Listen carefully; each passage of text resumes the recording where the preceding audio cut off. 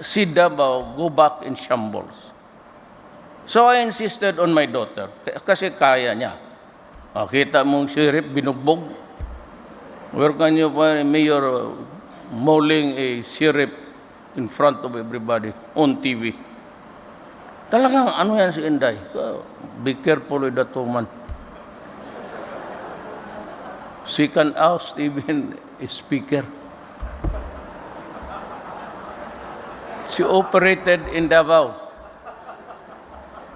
Babae ito ha. She operated in Davao as mayor. Tira mo nangyari sa Congress. O di, natanggal si, for one simple, maybe, si Bebot naman, he's a close friend of mine. I will support him. Pero siguro, I can also impeach him, referring to me. Para sa atin, wala yan. Baliwala yung politiko. Bakit mo ako impeach? Kaibigan tayo. That's the usual answer. You banter around, but siguro, ang anak, lalo na ito, bantay kayo dito. Nung narinig yan, siguro sabi niya, bakit mo ganun ng tatay ko na, and before I knew it, in Congress,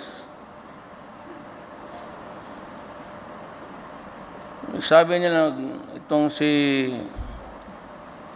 ganun pangalan niya, nakalimutan ko yung palagi, yung sa DOT,